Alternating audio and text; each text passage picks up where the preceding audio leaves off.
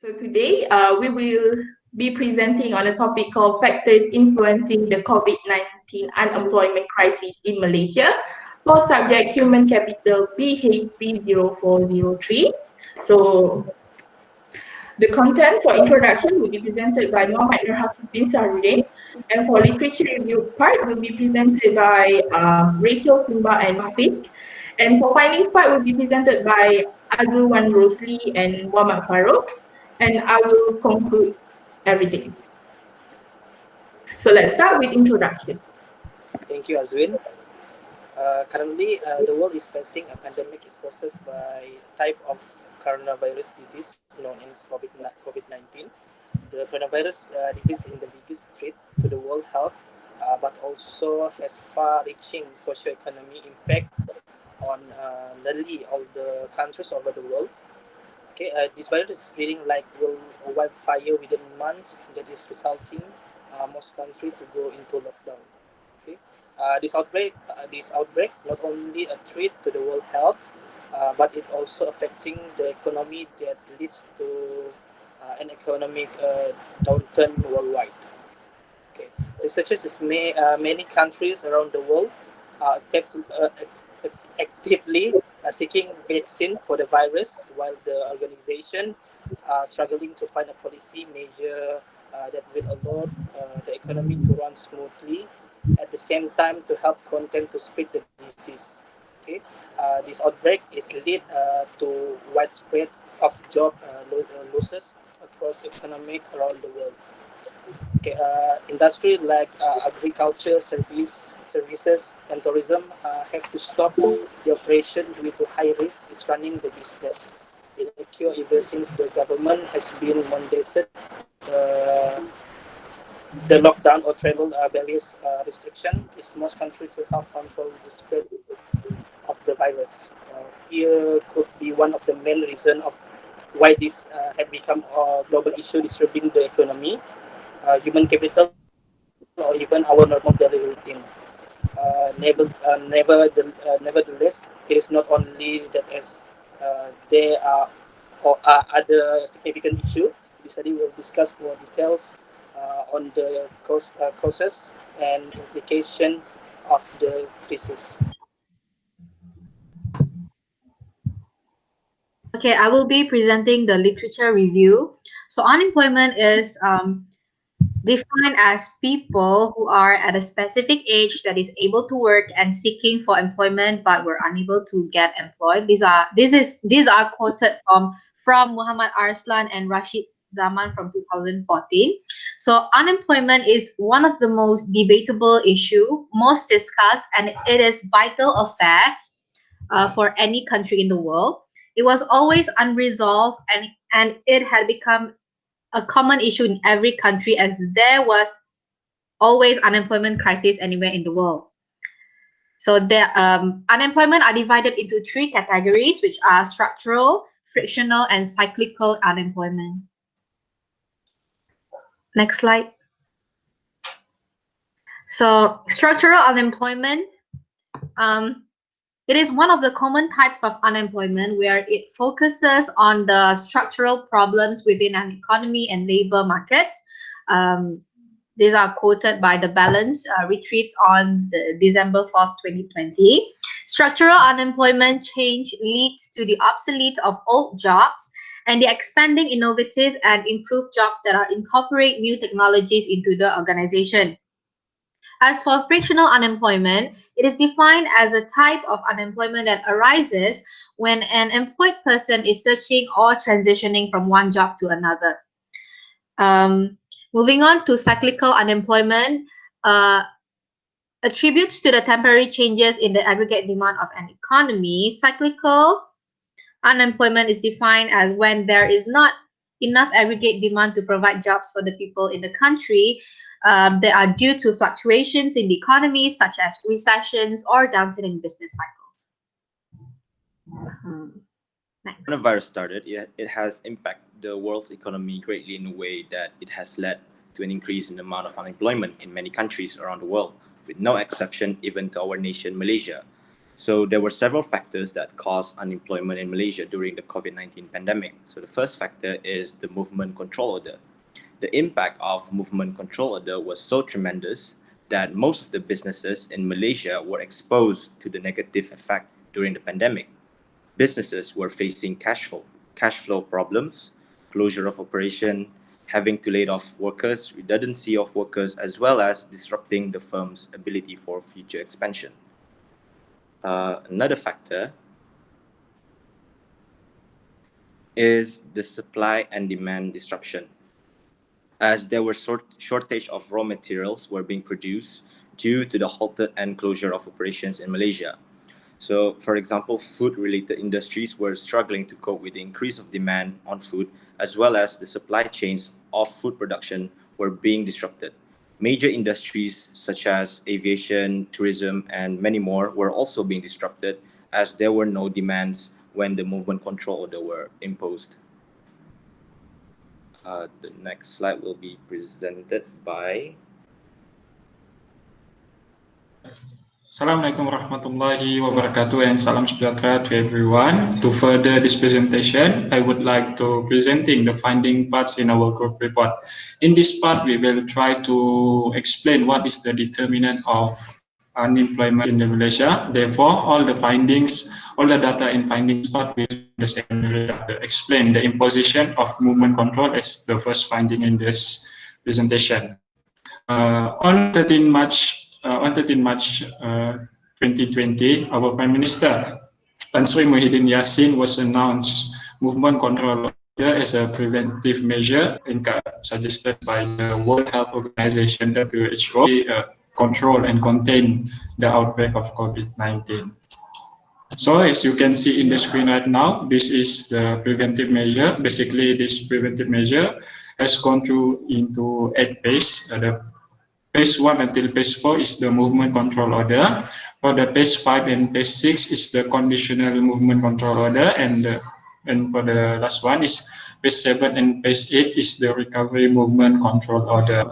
Imposition of movement control order. Next, we will move to the second finding, which is business closures effect, especially for the businesses who operated in Malaysia. One of Statistics Malaysia, they estimated that have closed shop since the movement control order (MCO) was implemented in March 2020. And for your information, according to the Entrepreneur Development Minister, Datuk Sri Wan Junaidi Tengku Jaafar said that 9.675 had ceased operation during the first phase of the movement control order from 18 March to 9 July 2020. 2.794 during the recovery phase from June to September. He also said the highest number was reported in August with 17,800 and medium sizes business closed operation in Selangor. So if you can see, the main causes of employers to shut down their business is cannot cover their production, whereby the cost is exceed than the gross earning. While in terms of liability, such as wages for their workers and overhead costs, they cannot fulfill due to the lack of profit earnings. Furthermore, according to the survey from Department of Statistics Malaysia in 2020, sorry for the typo, effect of COVID-19 on economic companies recorded that microsize the highest one with 43.4%, followed by small companies with 40.4%, medium and large impacted only 9.1%, meaning that the most affected companies during this COVID-19 pandemic, the most impacted is micro and small business, which is SMEs. So if I can give my opinion behind the reason behind of this percentage, the highest of percentage is due to the lack of capital for SMEs, and they are still infant in our industry. So I thought that is all for my part. Next, for the last two discussion, I will pass to my other members. Thanks for your attention. So today I would like to further emphasize on the political instability as a factor leading to the demise of economic growth in Malaysia, specifically in terms of labor economics as a whole. As we all know, the Malaysian politics are on a constant riffraff, whereas the two of the major political coalition emerge between those two, causing one of them to lose their grasp of power. As we all know, after only 20 months in the power, the Pakatan Harapan, which is the current government coalition at the time, utterly collapsed due to the sudden loss of support in several of its party members. This has resulted in the new government taking the throne, merging Barisan Nasional, PAS, and Perikatan Nasional. And generally, a sudden change in the government will leave a major effect in terms of not only the political aspect, but also the economic as a whole, as it will leave a major doubt in the future and current investors in Malaysia. This was made worse when our country was hit by the sudden pandemic, which caused business closures that leads to the spike in the unemployment rate. According to the data published by the World Bank, it had projected that the unemployment rate of Malaysia will continue to rise as the economic experienced a sharp slowdown during the second quarter of the year. The report done by the World Bank has shown that the unemployment rate of Malaysia has gradually inclined. This was a result of a stalemate economic growth throughout the second half of the year 2020. The end result of these said events are the COVID-19 pandemic have caused the Malaysian labor market to decrease in the number of people in the labor force, and unemployment rate of Malaysia has spiked to alarming rate of 5%, which is the highest recorded since the year of 1990. Richard Record, an economist from the World Bank, have quoted in his report. He quoted that, "I think it underscores the importance of response measures from the government to target those vulnerable households and help firms, especially SMEs, small and medium enterprises, maintain employment during this crisis," he said. The country had been struggling with the threat of COVID-19 pandemic, right? Whereas the government are still in distress on whether to focus on the public health or to save the economy. Both are in dire need of saving. As compared to, however, in this case, the lack of efficient and fast policy making facing an entirely new imminent threat, which is the lack of supervision and also the lack of fast policy making. As compared to 3.9% in March, the country unemployment rate of 5.3% in May was the highest in 30 years since 1990. Since it fell to 5.7% in 1989, over 290,000 students graduate from higher learning institutions every year. The graduates make up about 55% of those in the country whom are not profitably employed. The overall unemployment rate of the country rose to its highest point to this year, reaching 5.3% in May, with the number of unemployed Malaysians also reaching to a high number of 826,100 that month, an increase in about 5.3% in May. Next slide, please.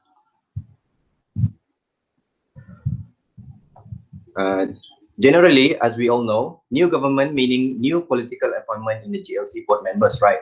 Political appointment to the board of directors of GLC have a negative effect on investors. Their perception is that it would not lead to the alteration in the economic state.